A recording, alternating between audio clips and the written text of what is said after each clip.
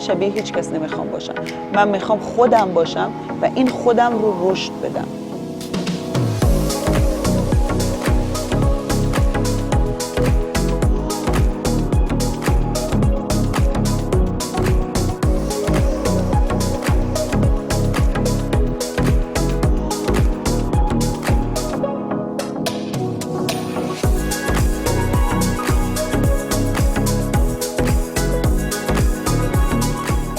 هر انسان راه خود را برای رسیدن به موفقیت ها انتخاب می کند. برای بعضی ها این راه آسان است، ولی برای دیگران پر از آموزش و زحمت.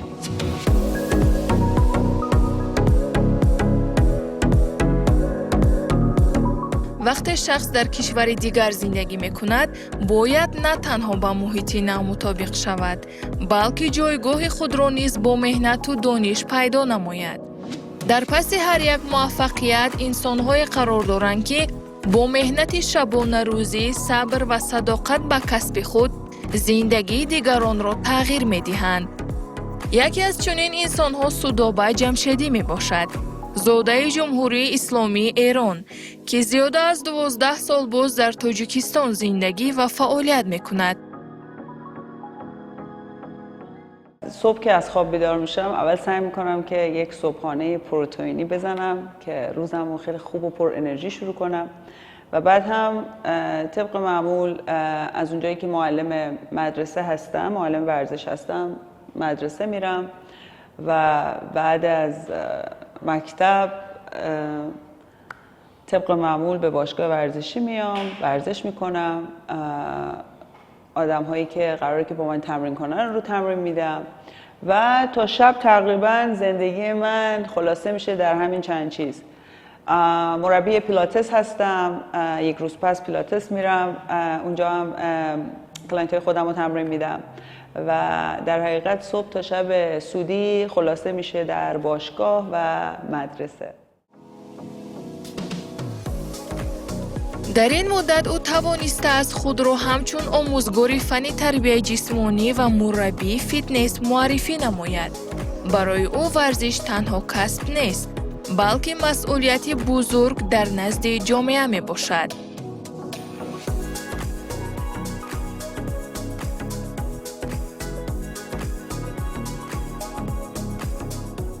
من فکر میکنم خوشحالی برای من هیچ خوشحالی بالاتر از این نیست که کسی میاد پیش من میگه من پیشتر دپرشن داشتم، از این دپرشن گم شده.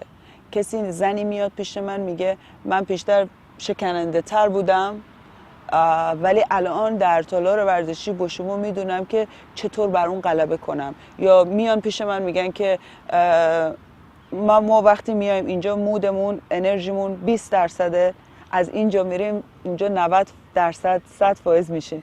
این برای من انرژی. من چی از این زندگی میخوام؟ برای من خوشحالی همینقدر که من بتونم حال زنهایی که در کنار من هستن رو خوب کنم، چون اونها مادرهای یک عائله هستن و وقتی که اونها انرژیشون بالا باشه اون انرژی رو میتونن به همسرشون، به فرزندانشون منتقل کنن و چه چیزی برای من بهتر از این که من بتونم حال آدمهای اطرافم رو عوض کنم. هر روز سودابه با حرکت آغاز می شود. پیش از آغاز مشغولیت ها او وقت خود را برای تمرین جدا می کند. این تنها نگاه داشتن آمادگی جسمانی نیست.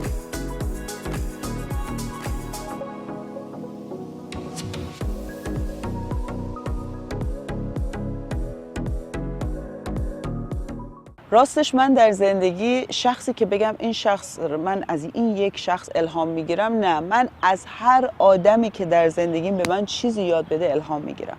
از کسی که پارک ها رو تازه میکنه تا کسی که در جای خیلی بلند هستش، من همه آدما رو یک چیز میبینم و از همه الهام میگیرم. من عموما آدمی هستم که در زندگیم خودم رو میبینم و گذشته خودم رو. من چی بودم، چی شدم و چه میخواهم بشم. من میخوام خودم باشم و این خودم رو رشد بدم. فعالیت آموزگاری صبر و تحمل زیاد را طلب میکند. هر خواننده جهانبینی خاص خود را دارد و آموزگار باید برای هر یک راه مناسب پیدا نماید. سودابه در مناسبت با شاگردان مهربان است ولی همزمان انتظام را نیز طلب میکند. او بر آن نظر است که ورزش پیش از همه انسان را به مسئولیت شناسی و احترام وقت عادت می‌دهد.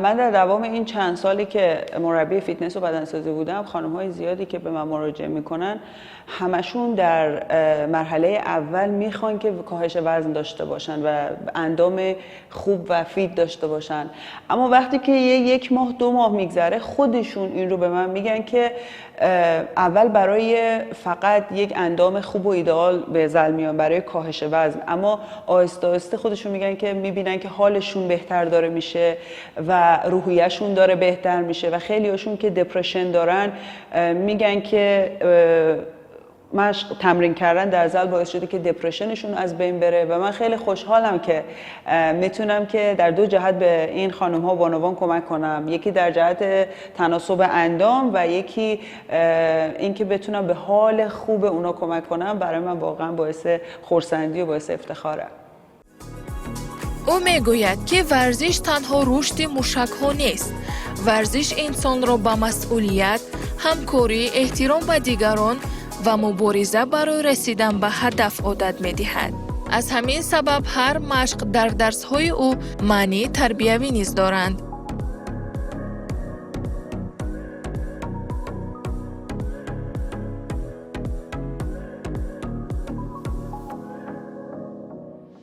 Она очень хороший тренер в качестве того, что очень многого требует, жесткие правила. Также хорошо обучает, дает советы, которые реально помогают людям. Например, допустим, график питания, сна, полноценный график того, что как ты проводишь день. Хорошо подготавливает своих учеников к повышать физическое состояние. خیلی از آدما به من میگن تو با این همه فعالیت و کار که میکنی، کار در مکتب، کار در ذل، کارهای دیگه، فعالیت‌های دیگه، تو چطور میرسی که همه وقت پر انرژی باشی و همه وقت به همه کارها برسی؟ من فکر میکنم هر یک انسان 1 ساعت میتونه برای خودش وقت سپاری کنه برای اینکه به تن و جسم خودش برسه و اگر واقعا از من بپرسین، من فکر میکنم در حقیقت از 24 ساعت اون 1 ساعتی که من در تالار ورزشی هستم یا به پیاده روی در پارک میرم یا به کوه میرم یا فعالیت ورزشی دارم، من فکر میکنم اون 1 ساعت جزء ساعت مفید زندگی من به حساب میاد. پس از انجام درس‌های مکتبی فعالیت دیگری او آغاز می شود. در تالار فیتنس آدمان جمع آیند که می خواهند طرز زندگی خود را دیگر کنند. هر نفر با مقصدی معین وارد تالار می شود.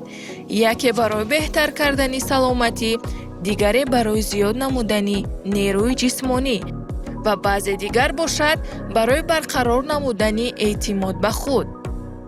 سودابه برای هر کدام برنامه علاهیده تهیه می کند.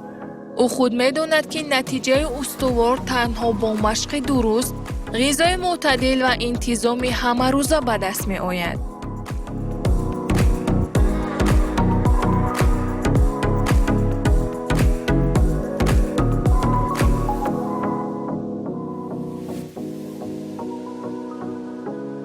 تنها چیزی که باعث میشه که اینقدر من این محیط ورزشی رو دوست داشته باشم اینه که من همیشه سعی میکنم که باعث شادی روحیه بانوان بشم، در کنار اینکه دارم بهشون کمک میکنم سبک زندگی سالم رو یاد بگیرن که چطور از تهیه خوراک تا خوردن تا چطور زندگی کردن، سبک زندگی سالم رو بهشون آموزش میدم و در کنار اون همین که میتونم ببینم که یک آدم با کمک من میتونه کاهش وزن داشته باشه، از خطر دیابت به دور باشه، از خطر خیلی از بیماری‌های قلبی به دور باشه، اگر فشار خون داره فشار خونش رفع میشه، یا خیلی‌ها کمردرد دارن، زانو درد دارن، وقتی میبینم که همه اینها میتونه با کمک من حل بشه، این به من انرژی میده و این انرژی تا به امروز باعث شده که من در باشگاه ورزشی کار کنم، در تالارهای ورزشی، و این باعث میشه که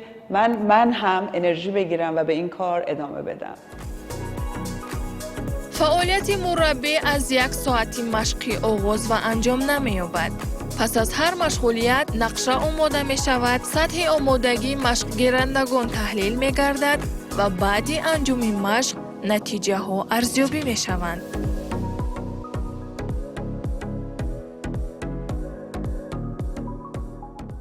من همیشه به کسایی که تازه وارد محیط‌های ورزشی میشم میگم حتما مربی بگیرین، چون مربی چیزی رو میدونه.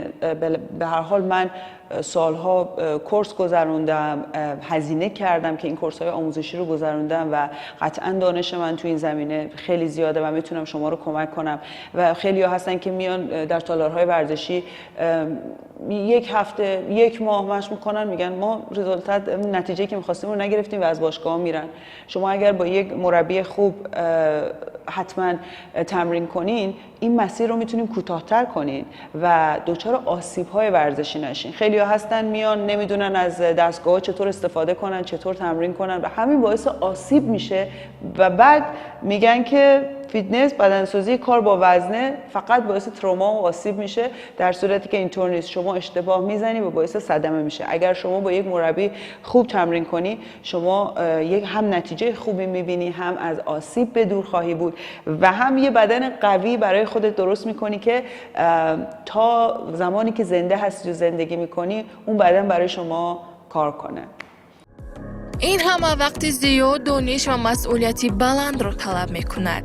محض همین مناسبت کسبی باعث گردیده است که شاگردان او به نتیجه های نظررس نائل گردند.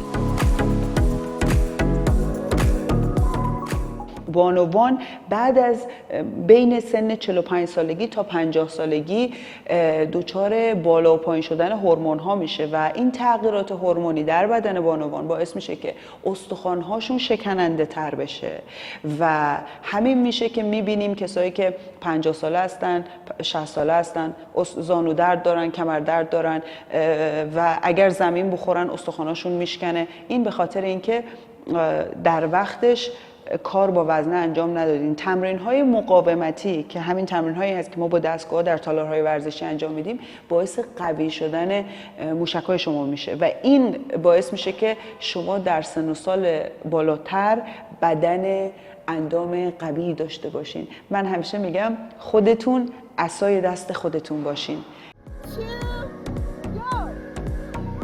از ایام کودکی سودابه به ورزش دلبستگی داشت. این شوق و رغبت از محیط عائلوی سرچشمه می‌گیرد. او از برادر و خواهرانش فرق می‌کرد و به ورزش دلبستگی زیاد داشت و در این راه او را همیشه پدرش دستگیری می‌کرد. پدر برای او نه تنها یک شخصی نزدیک، بلکه استاد اولین و نمونه عبرت بود.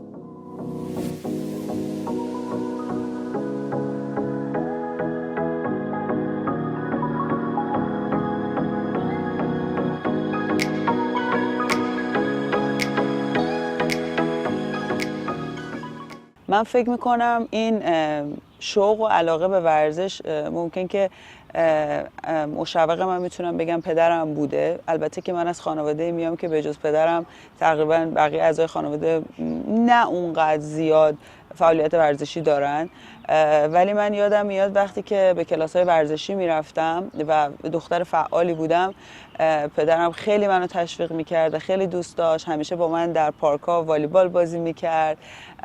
همیشه وقتی بیرون میرفتیم، پیکنیک میرفتیم با خانواده، پدرم همیشه سعی داشت که منو فعال نگه داره و با من یه سری بازی‌ها رو انجام بده یا ورزش کنه و من فکر میکنم ممکن که از اون سمت داره میاد. من اینقدر علاقه دارم به فعالیت ورزشی و در یادم هست حتی وقتی که ایران هم بودم هیچ وقت ورزش چیزی جدا از من نبوده. چه وقتایی که من به کار مشغول بودم، ورزش همیشه قسمتی از زندگی من بوده. در دوام سالهای فعالیت سودابه صدها نفر را به ورزش جلب کرده است. برای بسیاری از آنها اولین قدم به تالار ورزشی با تردید آغاز شده بود، اما امروز مشق قسم جدا نشونده زندگی آنها گردیده است. این تغییرات برای مربی از همه دستاوردی مهم می باشد. Я хотела бы, чтобы у нас таких коллег было больше, поскольку судьи приносят в наш зал энергию. Она очень энергичная, веселая, она тут поет. Когда она заходит в зал, мы чувствуем особую атмосферу. Сразу же со входа у нас ресепшн улыбается, судьи, судоба, привет. Вот. Она очень нам нравится. من به همه توصیه میکنم اینو، به همه بانوان به دلیل بالا و پایین شدن هورمون هاشون دچار مودهای مختلفی میشن. من بهشون توصیه میکنم حتما ورزش کردن رو جدی بگیرن. نگاه نکنن که الان 18 سالن، 20 سالن، 30 سالن، 40 سالن. نگاه کنید به یک عمری که قراره که خداوند به شما بده و شما در این عمر دراز باید یک بدن سالم داشته باشی. من همیشه میگم شما میتونی یک تیشرت 20 سومی بگیری ولی یک بدن خوشرو داشته باشی و این تیشرت در تنه شما خوشرو بیسته، ولی میتونی یک برند بپوشی، $100 پول تیشرت بدی ولی بدن وقتی خوشرو نیست اون تیشرت، اون برند هم به چشم نمیاد. اگر از لحاظ ظاهری بخوایم بهش نگاه کنیم. با وجود سرکاری سودابه آموزش را قطع نکرده است. او پیوسته می‌آموزد، تجربه نو می‌گیرد و اصولهای معاصر فیتنس را از خود می‌کند. از نظر او ورزش نیز مثل دیگر ساحه‌ها همیشه رشد می‌کند و متخصص باید هم قدمی زمان باشد.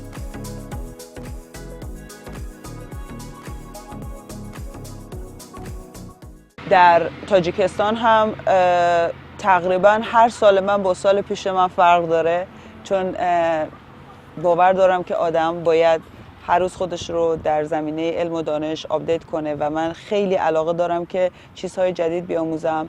امسال مربی پیلاتس شدم در دوشنبه که در اولین استودیوی پیلاتس دوشنبه که تنها استودیوی پیلاتس دوشنبه هم هستش انفورم مشغول به کار شدم و از همون آموزشگاه مدرک مربیگری خودم رو گرفتم.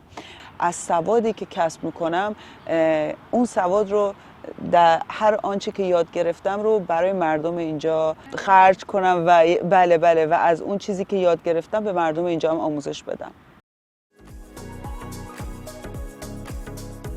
زندگی در تاجیکستان برای سودابه تنها تغییر مکانی اقامت نبود. این سرآغاز مرحله نوی زندگی گردید. او توانست با مهنت، صمیمیت و احترام به مردم جایگاه خود را پیدا نماید. امروز خود را قسم جامعه تاجیکستان می‌داند و تمام دانش و تجربه خود را برای رشد نسل سالم روانه کرده است.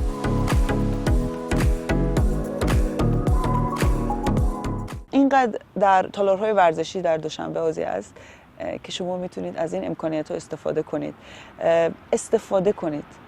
این حق شماست. یعنی همونقدر که مردان در همین سهم دارن از این تالارها، شما زنها هم سهم دارین. استفاده کنین. اینقدر که پارک‌های زیبا دارین در این شهر استفاده کنین برای پیاده روی. این پیاده روی نمیدونین که چقدر عوض کردن مود شما و در بالا بردن انرژی شما خوب هست. پارک‌های زیبا، پیاده روی کنین، مودتون عوض کنین. که من میگم وقتی که استرس دارین پیاده روی کنین در پارک. امروز مسئله طرز حیاتی سالم از موضوعهای مهم جامعه به شمار می رود. کم حرکتی، عادتهای ناسالم و فشار روانی به سلامتی انسان تأثیر منفی می رسانند. از همین جهت نقش آموزگار و مربیان ورزش بیش از پیش مهم گردیده است. آنها نه تنها مشق می آموزانند بلکه فرهنگ نگاه و بین سلامتی را تشکل می دهند. سودابه فعالیت خود را محض به همین رسالت بخشیده است.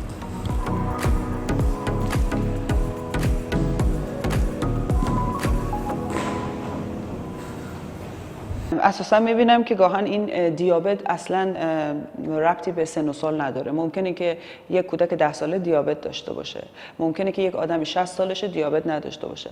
دیابت عموما خیلی مرتبط با طرز خوردن در زندگی، چطور خوراک رو تهیه کردن و چطور خوردن.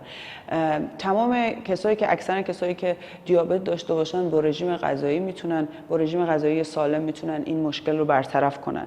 و کسایی که میان پیش من همیشه سعی میکنم که با یک رژیم درست غذایی اونها رو کمک بدم، یاردم کنم که بتونن در این مسیر قدم بردارن و سالمتر غذا بخورن، سبک زندگی سالمی داشته باشن. این سبک زندگی سالم رو به کودکاشون آموزش بدن، چون اون کودک در کنار خانواده رشد میکنه و وقتی که ببینه پدر و مادر دارن درست تغذیه میکنن، اون کودک هم از اون پدر و مادر یاد میگیره و اینجوری میشه که میبینین که رشد دیابت متوقف میشه، کم میشه در جامعه و یک جامعه سالمتری خواهیم داشت. برای همین من همیشه تلاش میکنم که در کنار ورزش کردن، چون ورزش کردن به تنهایی کافی نیست و من همیشه تلاش میکنم که به بانوان یاد بدم که چطور تمیز و سالم تغذیه کنند.